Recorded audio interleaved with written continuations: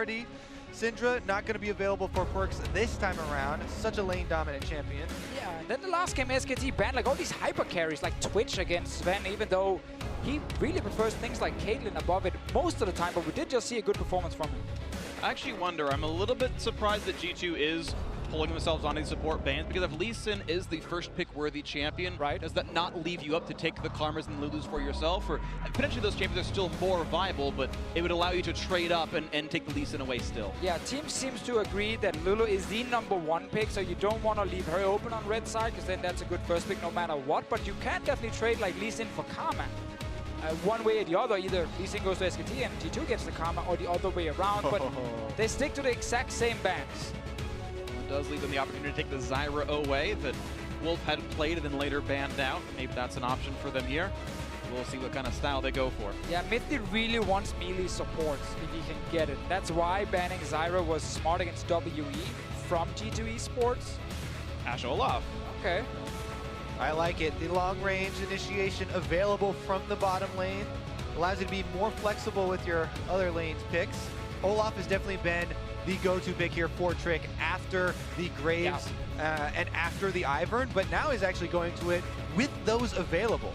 Also, though, the AShe takeaway, which is probably why he's going for Olaf, because they're not running like Caitlyn Ivern as we've seen before, but the AShe is more or less a takeaway from the AShe Zyra lane that SKT ran in the first game that G2 did kind of struggle against. They lost that early tower.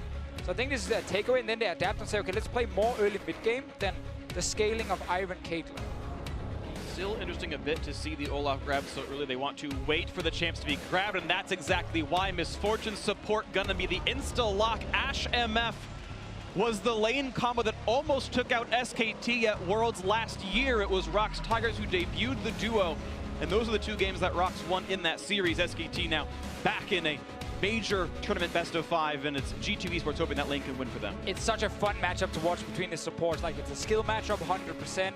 A lot of people like to take MF against Zyra, but you still have to execute that lane, and it's not easy. Yes, you can one-shot the plants very easily, but there's a lot of ways you can die as MF. And now they have to decide between, you know, banning out this Viz that has been very flexible and is still flexible as far as both solo laners still being up, or actually, you know, taking out Orianna, which has been one of the most played champions actually for both of those mid laners. Yeah, I like. And there he is. I think it's smart, as you said there, Kobe. Like, just get rid of it because it's so annoying to deal with. LeBlanc is well removed. So Orianna as a mid laner, obviously going up in priority. Looking at all the mid lane bans. Galio is open, so is Fiora as the counter pick to it, and the Gangplank we obviously saw last game. So blind picking Galio is not that safe anymore. And suddenly things like Gragas might actually be a safer blind pick to go for, but there's still some risk involved. Yeah, and I actually kind of like this idea, blind picking the Orianna. With Syndra already off the table, that's the most common counter pick here, and it still leaves Expect the opportunity to say, if you play tanks again, I'll just bring the Gangplank back, and this is the texture that G2 goes for. Possible haste here for Olaf as well.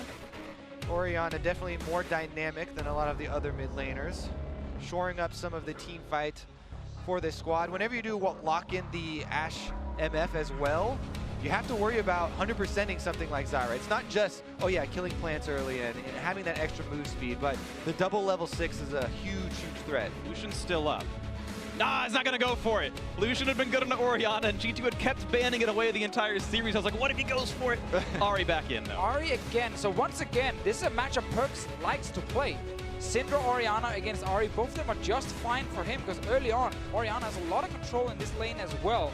Blind pick top for SKT. Now, I would personally love a tank that can hard engage on the side of G2 eSports, because they have Olaf running in, MF ulti, AShe arrow, and you have someone then you can put the ball onto that's not just the Olaf, who's obviously diving against that one squishy. And if you get some more hard engage here, then it's really easy to reach the backline of SKT. You know what else is really easy to reach the backline is with the equalizer from Rumble, though. Not AShe, MF, and Orianna, none of them have any sort of dashes built into their kits, so Huni, with good placement, could get a lot of value there. I like the Galio here as well, just because his ulti adds to the hard engage of G2, which of course is now the Olaf running in. and then the CC comes from the Galio ulti. So combining the two champions, then you get sort of hard engaged from them, and they can put the ball on Phreak. And that's what we were talking about with the early Ashe pick, adding some more flexibility. Ashe can hold them in place with an arrow that does hit for the Olaf to actually walk in there, not necessarily instantly get the Galio into place. It's going to be a fun one to watch for. G2 certainly have a great team fighting comp. SKT, very strong bot lane duo, as it's been called before, a skill matchup that'll be fun one to watch for. But now Huni is back on his most played champion of the year in the Rumble, back on a carry style, and SKT say, all right, Huni, it's time for you to bring it home for us. And I like the pick potential on both sides as well. Simply meaning whenever someone is out of position in this game, you're expecting an engage to happen. Like Ahri leads in, it is very difficult to get away from champions with that much mobility. And then of course on the other side, a ghosting Olaf, Ashe arrow, everything flying at you. So this should be a super action-packed game with a lot of fights. Exactly. This is actually a 5-threat team comp from SK Telecom, something we have seen them snowball very, very effectively. So you have to be super cautious in that early game where G2 have actually been the ones to shine so far in this series. We'll see if G2 can keep shining a bit brighter. Now only squishies and no real defensive tools left over now on SK Telecom T1. Any one of those champions are reasonable Ashe arrow targets, none of them huge tanks here, and we'll see if they can make that one happen. Lineups and champions on your screen one final time as we head into game 3 of this best of 5, tied up 1-1. And we'll see who can take the lead in this series now. G2 have had great early games, and they've closed out one of the two so far. And I really like that point with the Ashe arrow against all the squishy members, because Zyra is support where it's kind of awkward for you to build Mikhails. So you don't actually get any cleanse unless you go QSS in a game like this for SKT. So if Zven is on point with these arrows, that should be a way for G2 to force a ton of engages and actually get kills from it. Because no one from SKT, outside of that QSS, can actually get out of the arrow. Have to dodge them, and there is no haste, there is no karma, there is no Lulu for the team to assist with the dodging. Wolf trying to get those seeds down, by the way, moving in to take out that lane presence. I like how smart he was, just walking up to full vision range of that front rush. If an Olaf throws an axe from max range and hits you, you're probably dead even if you flash. So he played with the right amount of respect, and he's all right with this. And this is what we saw doing Worlds all the time. The bot lanes would fight each other level 1, because you don't want to let Zyra step towards the middle of the lane and plant the seeds for the early push. So Mithy is doing exactly what he needs to do here. Very defensive position from Wolf, and he doesn't get early advantage on the minion push. Phreak did debut. You see that 2-0 record is entirely from that semifinal versus WE. He hadn't played it before in this tournament. And I remember seeing some people ask, will SKT let him pick it and just try to beat him up? And we'll see if that can happen here. Peanut had been the best jungler this tournament, but Phreak has definitely performed better than him in at least these early games. And I think that the early pushing of the lanes is actually very important as well. Olaf definitely likes to get very low in his jungle clear for extra speed. And Lee Sin and Peanut especially is a guy that really likes to invade early and would be someone that you would point to actually punish that style and look for early kills. Of course, Olaf is a faster jungler, about 6 to 7 second head start based on killing the Raptors earlier. We'll see if he can keep that pressure on. He is also definitely going to need to pick up his blue buff. Olaf will have to transition over to that side very quickly here. 2 camps and he'll run pretty close to dry. There's a chance if Peanut goes from red buff to invading the blue, he'd find a low health Olaf. That will not be the case. Peanut will stay on his side of the map. Peanut not going for early invades in any of the games we've seen so far. Playing it safe in the early game. The last game he played with Sin on, the first game, he farmed for like basically 10-15 minutes while his mid lane was dying. Yeah, which is surprising because, you know, in the group stage, we saw even the next evolution of early invades, right? If you go to GG and you watch Peanut's solo queue games, he's always invading level 3, looking to kill the enemy jungler. In the competitive scene, though, he invades, you know, with the team on the same page, looking to cut off the enemy jungler's options, you know, funnel them into an area of the map, but they have not done that here, and Phreak has actually run rampant. Yeah, they have not been able to pair up Peanut and Faker for these invades because Faker has been behind in every single lane early on.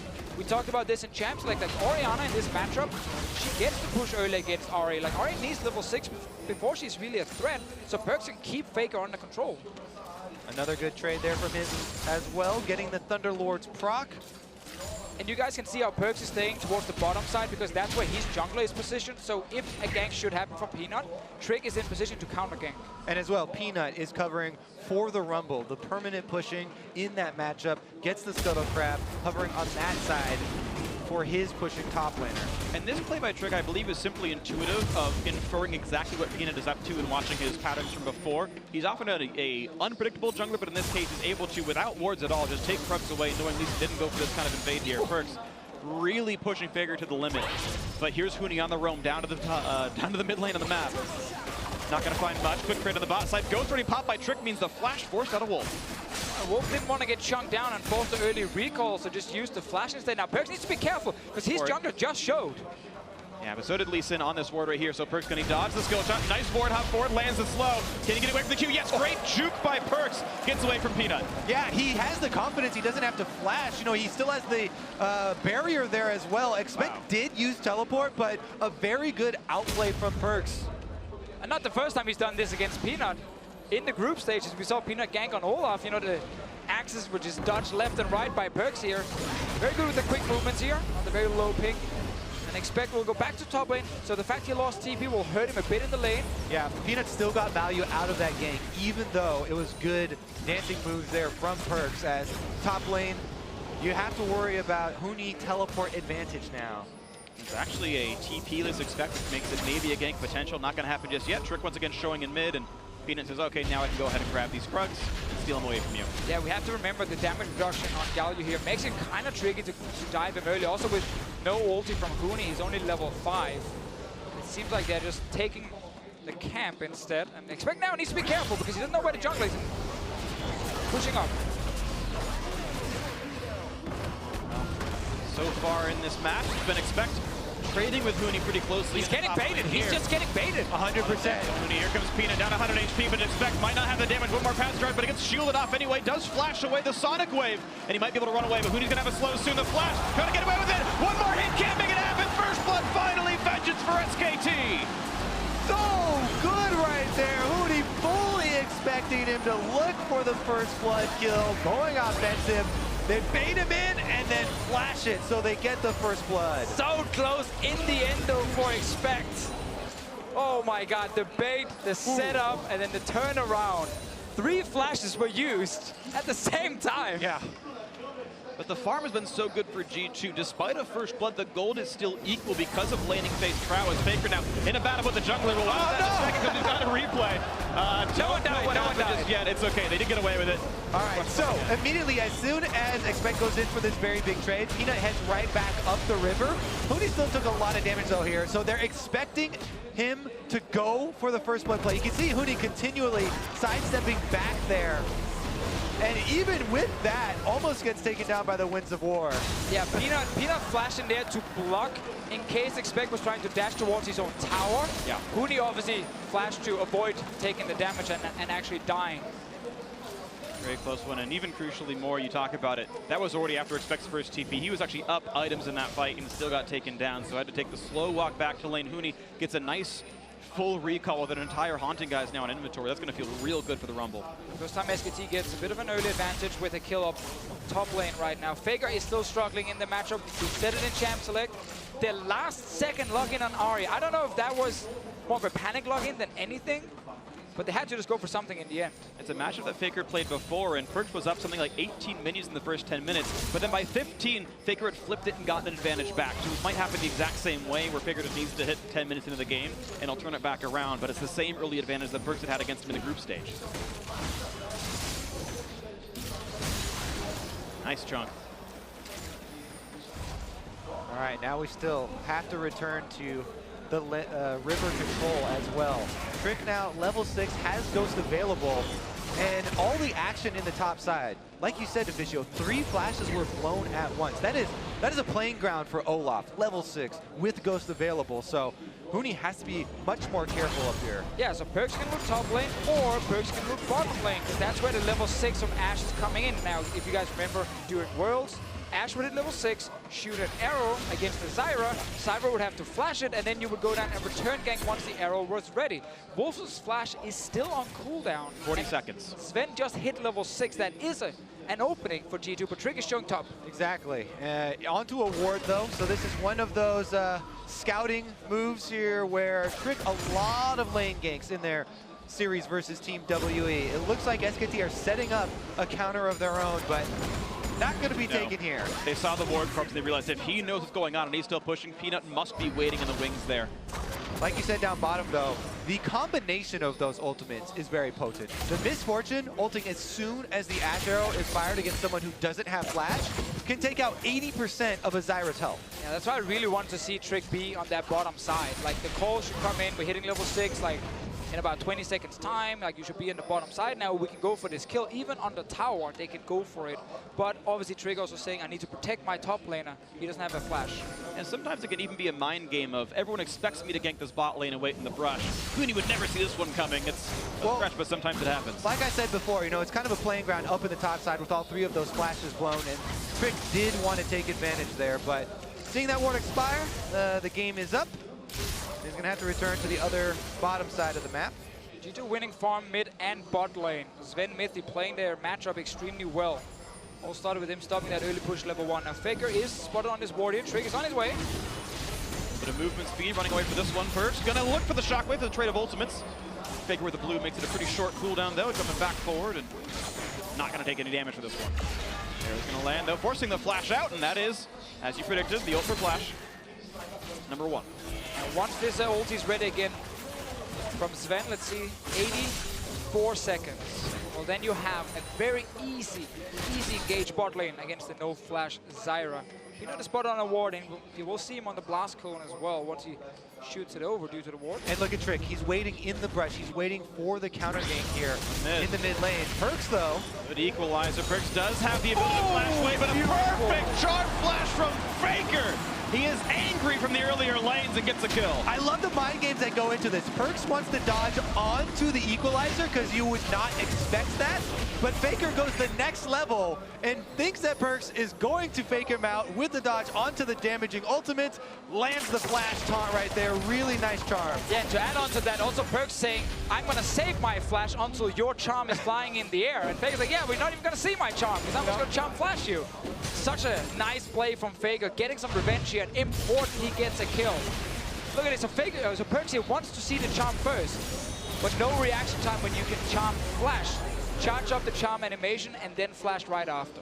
And the slow equalizer so much, even though he did juke in an unorthodox way, he didn't clear enough distance regardless, so proper margins by Faker that almost no juke outside of flash could have dodged it. This is now a 700 gold lead for SK Telecom T1, the first good early game they've had so far this series. Zven has arrow back up and bang, may try to tank it for his teammate. Also, there are multiple deep wards available for early teleports if G2 really wanted, you know, to blow this game open with a 5-man bottom lane party. Looks like we have a recall from Zven though, so party will be delayed. They got time, they got time.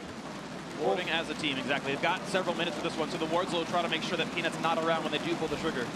They definitely want to make it happen, though. They're setting all the preparation here. Deep wards, control wards actually being cleared out as well. But they're down here too early because Zven just recalled. They're not actually in a rush. They could have placed the ward, walked out of the jungle once again, and then looked for the play with Zven.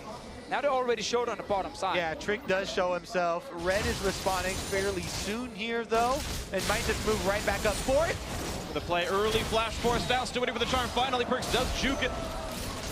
Faker tried to predict it, but still properly done there. And Trick will try to steal some raptors away, but be careful because Peanut and Faker are back in the mix here. Yeah, he just lost mid lane control. Kick back in, smites away one of the raptors at the very least, but Peanut does force the ulti out, and here comes the teleport in. Here's the snipe in. Wolf's gonna get the double knock, and this is gonna be an absolute slaughter. Mithy's got no way out. SKT wiping the floor with G2, and PerkZ is up next. The flash Q to follow. The shockwave won't buy enough time. 3 quick kills for SKT.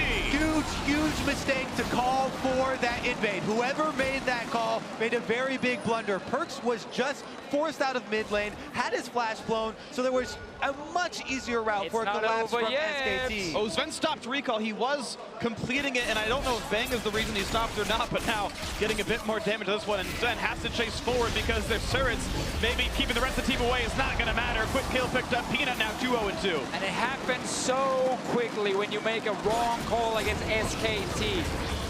Everyone just went down except for Expect, who's back up in his top lane, and he's just trying to get some farm while his team is dying. That's a big blunder, and multiple members committed to that invade and committed to trying to salvage that invade after they had seen, oh, you know, this was a very poor call.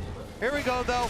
Trick does not ultimate on Olaf early, which is something you can do to avoid that kickback, and he actually chases in during the ultimate timer here, so Wolf already in place, gets to land a very easy lockup out of that brush. Yeah, and the wards placed earlier by G2, while we see PerkZ office go down here against Peanut.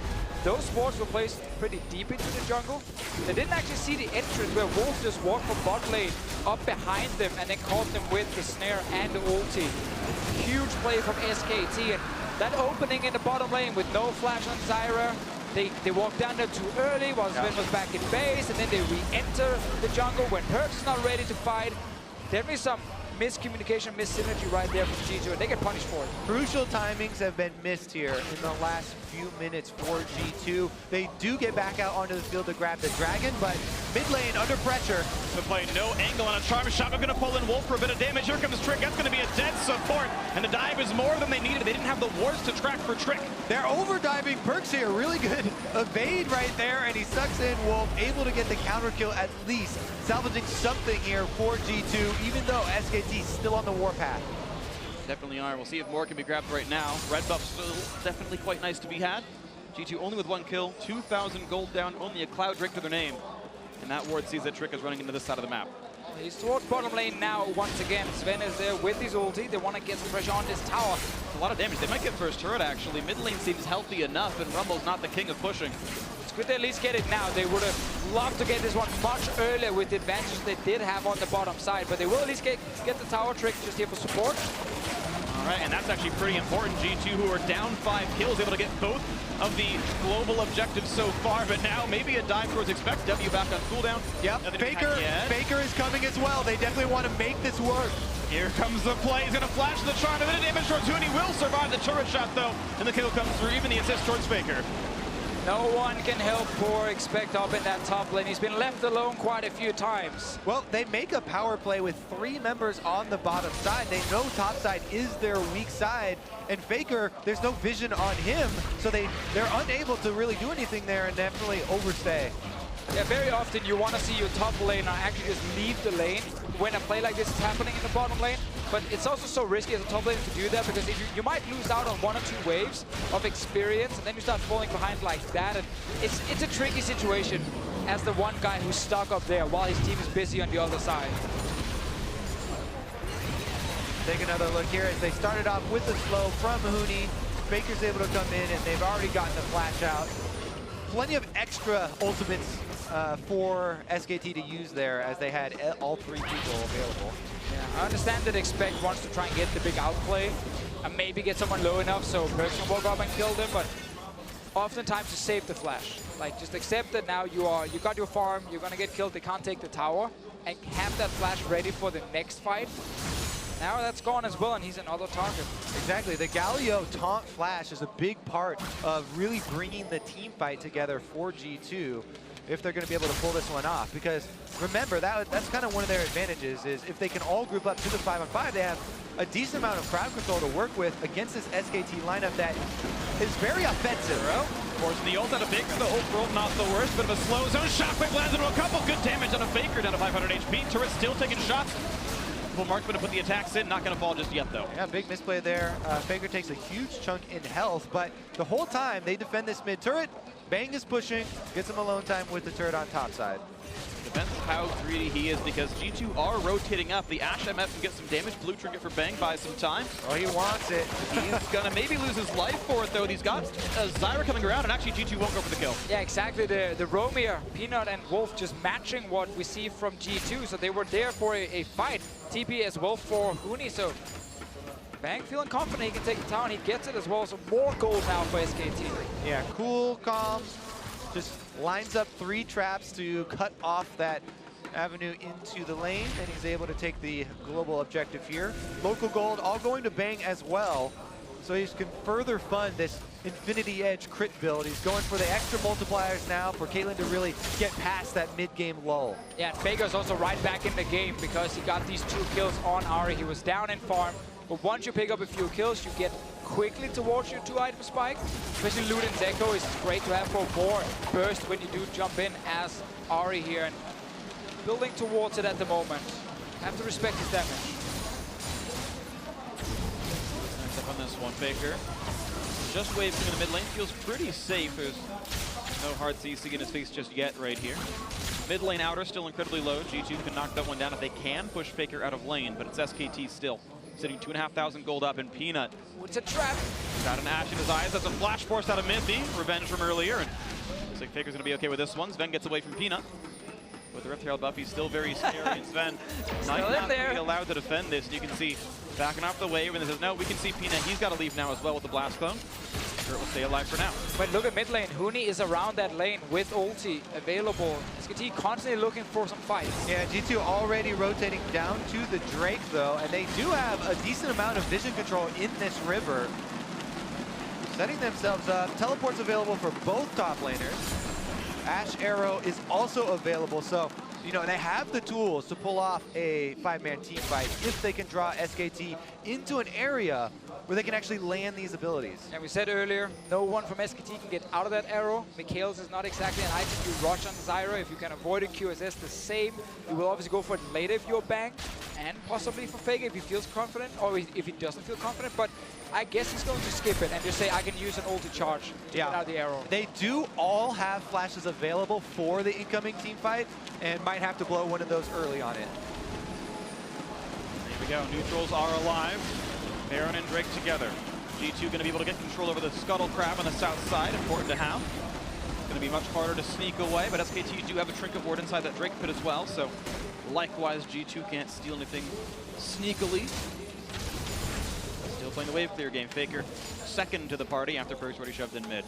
And because of all the farm on G2's side, then they're only 2k down at this point, despite it being 7-1 in kills. So the next fight here is still very open. And G2, if they can get up a proper combo with the Shockwave, and of course Mithy's ulti and MF, then that's a ton of damage this early in the game. Bang over. SKT got a few seconds. They're going to go back to the Drake pit and not get a lot. Yeah, PerkZ actually going for the single-man health advantage there with the Shockwave, so they don't have the combo if the fight starts out very quickly here. But he got a decent chunk onto Faker, who's had to rotate down bottom and healed off that minion wave.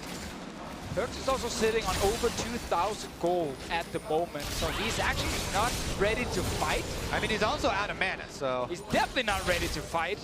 And Dragon is alive, so it's a bit of a mistake. He hasn't actually gone back to base. If G2 were looking to contest the Drake, because now they have to just call it off and say, we can't actually fight this. Our mid laner has to go back. Right now, G2, all they're able to do is just take the waves on their side of the map. The Ashe MF in the bot lane just last hitting under their turret. Even the Galio didn't get a lot done. He shoved one wave and went back to his jungle. So SKT, with some good control of the mid lane wave and getting PerkZ out of mana, takes him out and Drake uncontested. Yeah, and I think that G2 do have to be cautious at this point. SKT have a pretty sizable gold lead, so they need some really advantageous terrain to kind of help them out in this team fight and be able to land these abilities, like we said.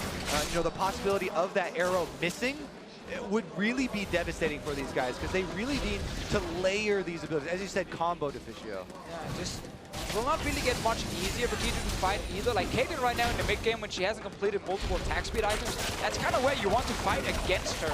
And when you have this combo and the base damage of an MF ulti, well, you have to kind of use that early on in the game for it to really have insane impact. They are definitely not looking to fight.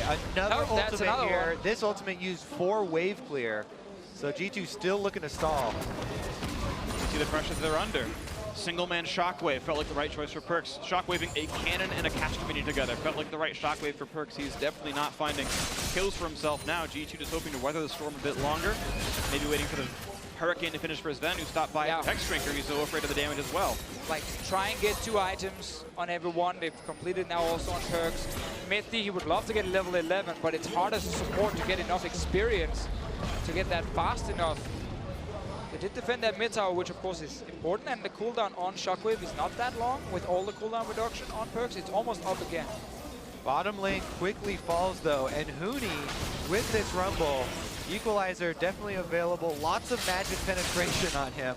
The backline squishy members that we mentioned, you know, PerkZ, Zven, and Mithy, no escapes to their name. So if they are without flash, then it'll be difficult for them to avoid that equalizer. Let's see what they can get.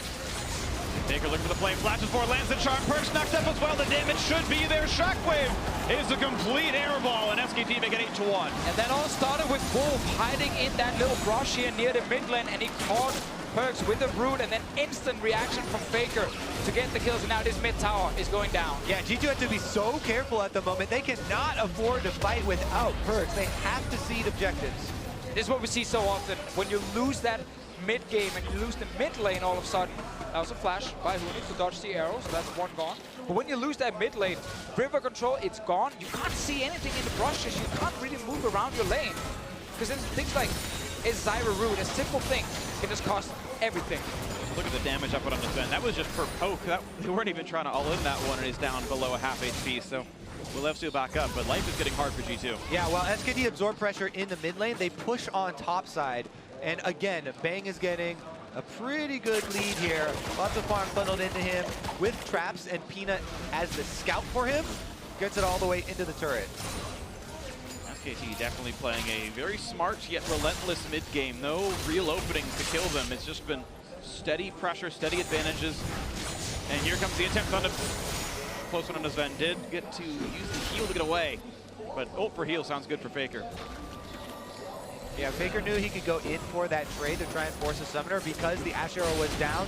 No threat of getting arrowed under the turret. Really like how he'll take any opportunity, tracking those cooldowns, to be able to exploit you and get another out of you. So remember again now, this is the route from before. This is what I talk about, like, you don't have any vision around the lane in the river, so you can't really move around. It's so hard to play against. Yeah, and you can tell, you know, he's moves the ball up to get vision. However, he's already in place in range for the snare to land, so he knew what he needed to do, and he knew he had to be cautious there, but already into position, and Wolf able to land the snare. And we talked about the G2 combo in terms of how they can start fights as well, like Ashe arrow flies in, then Olaf with Ghost, and of course the Galio ults onto the Olaf to get into that backline of SKT. It's so hard for them to find that engage with Zven because of the flashes you talked about earlier, Kobe. And the fact that SKT just have the map control. Like, you're not really shooting an arrow from out of vision if you're Zven, because you're always sitting in mid lane near minions. Exactly. I think that we do need, again, toggle vision, fog of war from G2's perspective, because SKT have so many picks. Uh-oh, Phreak actually going in now. A little slow on the Bang, a stun on Faker as well. Will they have the follow through with Orianna? They're going to try with the Shockwave. Meanwhile, the rest of the team getting away. PerkZ going to survive, and there's a shutdown coming through for Zven. Courtesy of a flash. Oh, greedy Faker. And Huni on the wrong side. D2 on the offensive, chasing down Huni now. He's got no way out. He can go for some damage. Can he pick one off with him? A quick shot towards PerkZ. The double root comes in. Doesn't mean much. 2 for 0. Solo laners are dead. Still more of a fight. SKT looking to put down as much damage as they can. And they are able to clear the minion wave away. Just the 2 for 0. Nothing else picked up for G2. Faker gets caught. No summoners. And he actually ults back into PerkZ to try and get this kill. Taken down. Huni actually maybe a little bit baited in by that call to actually turn this around. And SKT now are the ones giving over kills to G2 with the 5-man. That was the best G2 could have hoped for. We just talked about how hard it is for them to actually start the fight. Like, Faker obviously with this Ahri could have dodged that ulti so easily, but he didn't. He failed to do it. And then he goes on the aggressive right after. Yeah. He has really not been backing down from fights, even. He's angry. Exactly. Faker's definitely angry. Definitely is angry 3-0, but the Vessel Scepter, the tank stats for PerkZ was enough to survive the refight. This game right now, though, still 4,000 apart. G2 have their work cut out for them to catch back up. SKT in control. And to make it even better for G2, Wolf tried to flash for a re-engage. Bang had to flash away from the Olaf. So now you have your opening for a few minutes where you can hit some of these targets with the arrow from Zven, but they cannot hesitate. This is your way back in the game for G2 eSports. These next minutes will be so crucial for them. Exactly. The hope for G2 is to try and prey on these mistakes. These openings you talked about, Phreak, where SKT actually have to worry about making mistakes against G2. They haven't made very many in this game right now. It's been SKT pretty much from minute 1, a couple of ganks early on, and Peanut has set these lanes off well. We'll see if G2 can find anything in themselves, but after Peanut still had that Cloud Drake, there's not a lot to fight for G2 as the Fighters come back from cooldown. Oh, but they're setting up around Baron and the enemy jungle to try and catch someone when they walk around blind. Peanut is going for that blue buff. He's been found out here. Ult possibly can't be kicked away. They're going to reveal him with AShe, and looking for a bit more damage. That stun is going to guarantee his demise. A shutdown comes through for PerkZ. AShe Arrow, Shockwave, and Olaf Ultimate have been used by G2, and now it's up to SKT to try and trade something in a disadvantageous lane setup here. Now they're pushing in mid lane. Good turret there for G2 off the back of it. Mid lane tier 2 under fire, though. It's actually SKT still pushing in for that one with the rest of their team. They're on their way back to defend, though. G2 did not have any control wards on them to then clear out the Baron pit and actually start the Baron, despite killing Peanut. That's why they have to go back to base. Get some wards now. You can see 2 on Mithy, 1 on Zven. They have to return to the Summoner's Rim, push the minions back, and then look for another pick before they can go Baron. Missed opportunity due to no control wards, but that's the kind of situation where you can't blame them for it. Look at that sea of plants right there. Wolf's Garden finds a bit of time as well, but now Zven wants in onto Huni. Does have flash. Can he get away? Equalizer pops for a bit of time. Can he get the flash follow? Yes, he does. The taunt is on for max duration. Huni pops the Zonias, but he's got no way out of this one. The kill's going to be grabbed, and I wonder why he even saves the 2-minute cooldown, or maybe he should have. Another kill in the side lane. G2 clawing back into this one, only down 3,000. 3 victories in a row for G2 as they try to get back into this game. SKT, again, always looking for a counter, but it's so dangerous to shove up into the mid lane. And just like that, trick down to half HP as Faker wants in the follow through for Peanut. No, the ulti prevents the kick from doing anything. Able to survive, but ignites the kill. He's gonna fall down. Mithy wants the trade, finds nothing for it. No damage on a Faker. The flash does not at all. The shockwave to miss with a stun on a Faker. That should be enough for the kill, and PerkZ gets it. There's not a lot of follow-up damage anymore. They're waiting to knock down PerkZ. There's Peanut. He gets it picked up.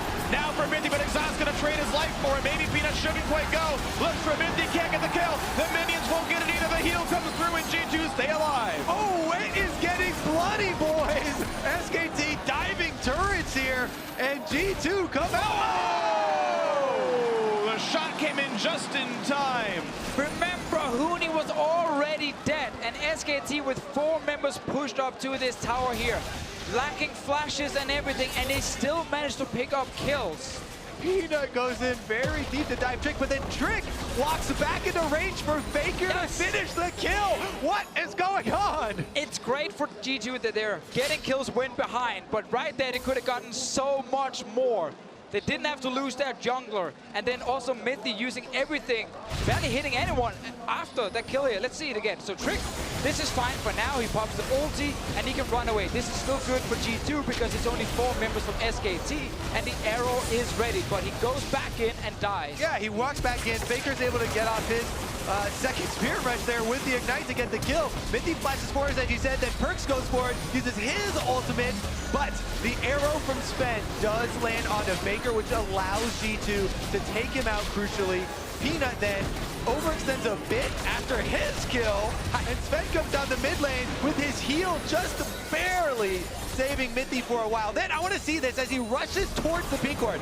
Mithy's running towards that true sight vision, but bang with the instant blue trinket and ultimate. Very nicely done. And that big window where we talked about G2 trying to get back in the game. They got some kills, but they're still 4K down. And here, this last fight was actually good for SKT because now their flashes are back up and they have not lost Baron. That's the key thing. G2 had an opening to try and go and force a fight around it, force some kills, and they didn't manage to do it. And keep in mind, stealing a Baron is very hard for G2. Trick cannot get over the wall without a blast code, and one's not alive right now. It's a Ghost Olaf, so it's not a 50-50. It's an 80-20, even if all 10 players are alive. SKT pulled the cards in this equation here. See if they can make those Baron baits happen. Huni pushing up on the bottom lane. First step for SKT always is pushing out these side lanes. You can see it on the mini-map. They've got both of them, and now both solo laners are coming towards the mid lane. There's the flash! Wolf with a giant knock. It's gonna find 3 with the ultimate. Equalizer on top, and PerkZ is down. 1 for 0 with no shockwave. A trade only on support, and Zven not gonna make it much longer as well. The chase is in. Look at the beautiful plays out of Faker, crushing the backline by himself. Applause all around. and expect the only one alive is gonna live a while, but SKT can push up the mid. And you can see it on the mini-map.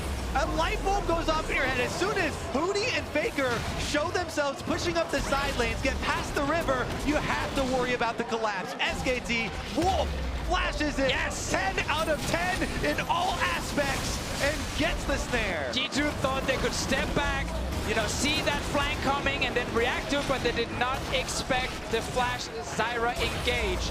Wolf Beck is comes still from down here. Raptors. From the Raptors.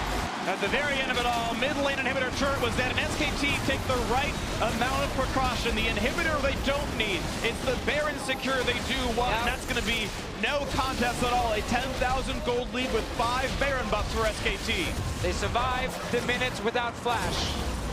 Then as soon as they had flashes ready, they were looking for that one fight, and the massive engage from Wolf surprised G2 and won that fight for SKT. Look at this again. They think we're spotting the guys coming from the side, but this engage is insane. God. Wolf gets all 3 members, both of the primary carries, absolutely annihilated before Faker even gets there. Huni had a great equalizer on top of the lines there. That was just beautiful to see from SKT, and you could see the formulation of the play ahead of time. Pretty insane charm flash as well from Faker. Bang, forced the flash. It's a small victory, but there's still so much space in the map for SKT to work with. That flash likely unneeded. As they grab balance break number 2, next one will be Elder. A nice stun on a Faker, but Mithy, charm means he's dead. The kill picked up, even without Peanut part of the fight. Expect the front lines, but he can't really zone out much. SKT able to keep pushing. And there's no reason to stop. A Baron buff and Nexus in their sights. And that's going to be turret number 1. Turret number 2 next up as well. G2 hoping to turn it back around somewhere. There's no minions right now. Buying enough time for G2 to try and land some poke, and they have the fountain to go back to and heal. Going to mean a pause as SKT comes through this wave. We'll see if they come back for more, but it looks like, yes, as Huni and Wolf grab the wave and come back in mid, they're going to close the game out right now. Here they go. Next line of super Baroned up minions coming in. Spec and taunt. Look at the damage I put on the supposed tank. Expect nearly dead. Forced to run away. The flash kick on Zven. Next up, one more shot will do it. Shockwave gonna miss, and Faker's in the back line already. He's killed off the carries. The turrets are dead. And SKT gonna close out game 3, and they will be 1 win away from maintaining their crown. G2 trying to stop, but it's not gonna happen. The minions will close it out. Wolf with the last hit. 2-1 SKT.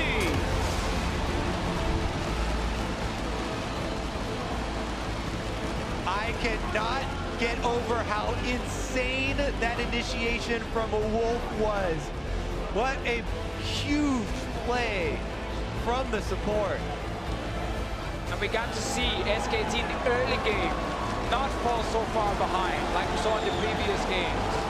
They were actually able to get the advantage, kind of control G2 as well. And G2's composition just had like very clear windows it had to abuse to get back in this game. And they had an opening, they got a few kills for it, but the Baron was the key one. They didn't get it, they lost that fight, or well, even in that fight in mid. And Wolf's flash back up. Biggest play we've seen probably this game. That was insane. Yeah. Both carries right in a line. Faker. It's a dream for every Zyra player. By the way, Faker as well, because we keep bringing up, oh yes, this Ahri is losing in CS early. PerkZ is abusing him. PerkZ is doing his side of the matchup. Yeah. Faker is also doing his side of the matchup later in the game. Multiple taunt charms, landing picks onto these key members. And it's pretty interesting as well because there's not that many amazing engage tools from SKT. You hoping for the flash Zyra E, of course, but much of the time it's Faker venturing into the unknown by himself in front, saying, I'm going to tower dive an Olaf. Trust me, I'm Faker. It's going to work. And so often it does. So yeah, he'll come back. Yeah, Faker has Ahri charm, and then he has Faker charm. Sure. You just got the gravity well. They all come into you. So a well-played game by SKT, controlled from start to finish. And now we're going to send it down to Dash for a closer look at that SKT win. Thank you very much, Phreak. The hallmark of SK Telecom here showing through, as he mentioned, control from start to finish. So while they suffer the loss in game 2, typical rebound from them, not tilting and continuing to push forward. But this is a riveting series. You know, this is not the series a lot of people predicted. If you pushed all 3 of us for predictions, my gut is we'd probably all say 3-0. So the fact that it has been a competitive 3 games it's so heartening to see. This is one of the best SKT finals we've had, especially not just Korea for Korea, in a long time. Yeah, this was, I think, the closest game of the three as well, because even when SKT looked to get that small edge, for a time we did see G2 fighting back with the kill in the top lane, a kill in the mid lane, never quite able to turn the corner in the same way SKT actually bent but didn't break against G2 in this one, and then they came across in the end. Yeah, and I mean, I definitely argue that they weren't fully in control the whole game. I mean, this is a composition, I think, from G2 that as far as if you go super late game, you have a straight up 5v5 team fight without an incredible engage or something like that from Wolf, and I think it should go G2's way. So, you know, they were getting dangerously close to stabilizing the game where the gold lead didn't really matter, and that's when Wolf really came up big for the team. Yeah, this is another situation where I feel like G2 had a strong draft. They controlled the Galio here, they had a pushing lane in the mid lane with Orianna, and they still had a pretty decent matchup in the bottom lane. So, liked it overall. I think both teams had close to match scaling, but this is definitely a strong draft from G2, and I like their team comp more. All right, let's take a look at our first replay. This one comes pretty early on. G2 invading into SKT's jungle. SKT has something to say about it, picking up 3 kills. The first mechanic to really look at here is that Trick ults very late. If he had ulted earlier, Mithy wouldn't have come so far into basically past the Raptors. Wolf, once again, we'll get back to him later, comes up, hits the ult, and this is a punish after it had been a good early game from G2. And that ultimate you're talking about is to actually immune the kick from the Lee Sin, so he doesn't get pushed farther up. His support has to come up and support him. That gets both of them killed because the TP has time to come through, also gets PerkZ killed. That really was a big game changer and something that you'd hope to see something better from Trick on. Right, that's millisecond decisions though, right? You know, in the moment, are you going to blow the ult? Are you not? Do you even know if everyone's there? Let's go ahead and push forward to our AShe replay here. This is a big one from SKT. You already hit it. Wolf coming up big in the mid lane. Just able to hit both carries. PerkZ CC chained. The equalizer also was clean. Everything about this fight for SKT was awesome. And this was an incredibly pivotal moment in the game because it looked like G2 was about to get control back from SKT, but MVP play there from Wolf. Yeah, I mean, the guy said it. If you don't think he's the best support in the world, you don't understand the game. And he's making a case here. Yeah, Wolf said it. He's making a case here for himself. I mean, he is coming up with such a big play at the critical time when it felt like G2 really had stabilized and perhaps could take control. But again, one thing I want fans to really understand is, of course, from this, they largely got their big advantage and closed it, is that it required an insane play, a superstar moment, an MSI moment for them to actually win this game. On the balance, it looked like G2 would get over the line. So even G2 forcing what is one of the greatest plays of this tournament without a doubt out of SKT just to go 2-1 up in a series is G2 doing Europe proud and being a contender for this tournament. It's one of those classic MSI moments, you know, it really brings me back to Mata and his Alistar play from last year, and that was kind of iconic, and I think that this play, similarly, different champion, but it's the same idea. It's coming up big when your team needs you, and it's those kind of plays that mean this guy, you know, he's a 2-time world champion for a reason. And to me, this reflects on what we were talking about at the beginning of the day. For G2, this entire year has been about that road to redemption. Well, yesterday they completed that journey, right? And today marks the start of a new journey, that reach for greatness, and they feel, it looks like they're playing unbridled, right? That they have this kind of new freeing feeling that they can play and really push the limits with. They absolutely are, and there's still those little things that you can tell they really let get to them in that game. Expect the facepalm after the death in the top lane, so close. PerkZ, questionable summoner spell choice with barrier over cleanse. There were multiple times where the cleanse would have saved him, and it did in game 2 when he brought cleanse against the Ahri. So those are the little things that sometimes you forget about because you have this Titan you're trying to play against an SKT and you're doing it, but you do have to do pretty much everything right. But there's been 3 games, and none of those 3 games have had that inevitability period. We talked about how in game 2 especially, G2 subverted that and actually got a big lead and stopped it from being run over. It feels like once again we've had 3 games which could have gone kind of either way, which again has me hyped. I've watched so much SKT. Not many teams in Korea could push them like they are here, G2, and that's awesome. Yeah, even in the LCK finals, KT Rolster, the team designed to beat SKT, they rolled over 3-0. They tried to go early game and almost all of them got smashed. G2 is finding something that can make them struggle as they said they would. And what's funny is this is typically the part of the segment where I turn to you guys and I go, okay, we're going to game 4. How does G2 mount a victory? But I don't feel like G2 needs to change much. Again, as we've mentioned, all 3 of these games have had their opportunities to win. It seems like they themselves are confident in the style that they've brought to the table. And so it really is about just, all right, stepping up within the moment, eliminating those minor mistakes. Yeah, I also feel like this series has become a bit of an arms race for for who can get the better late-game team fighting composition. But I will say this. I don't think SKT has used their trump card yet, right? All right. You get into these arms races with SKT and you get to feel like you're close to it. Maybe they go early game. Maybe Faker has a pick we haven't seen before. Oh, baby. Maybe they pull out and it's actually good. Let's because go. they always have something every time they're pushed. And even though they're executing with this one, maybe we wouldn't see it until we see a game 5. But maybe they break from this arms race and punish G2. Yeah, it's definitely possible. But for me in the drafts, G2 has been getting the better of it because Trick has proven he's a threat on so many different champions. Expect has shown that he can play the GP into the Galio. People have to ban Fiora against him already. And they're showing the flexibility and proving themselves in so many different champions that SKT is having to respect that. And it's giving G2 draft advantage. No passengers. You know, there's no passengers on G2, and that's already, again, another thing. There's no weak point to attack, at least based on 3 games here, and that's why I think it will have to be an SKT trump card if it's pushed to that, because right now, I can't tell you ban out expect, ban out trick, because everyone's got multiple strings to their bow. I want a game 5. We'll see if we get it. SK Telecom are just 1 win shy of defending their MSI title. Don't touch that browser. It's match point when we return.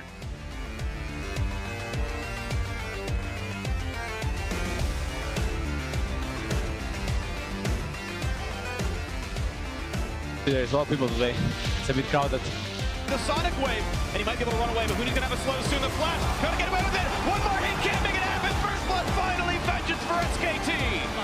I think we can die for Zyra. Here comes the teleport in, use the snipe in. Wolf's gonna get the double knock, and this is gonna be an absolute slaughter. Mithy's got no way out. SKT wiping the floor with G2. They're on top, and PerkZ is down. 1-for-0 with no shockwave. A trade only on a support, and Zven not gonna make it much longer as well. The chase is in. Look at the beautiful plays out of Faker. They will be 1 win away from main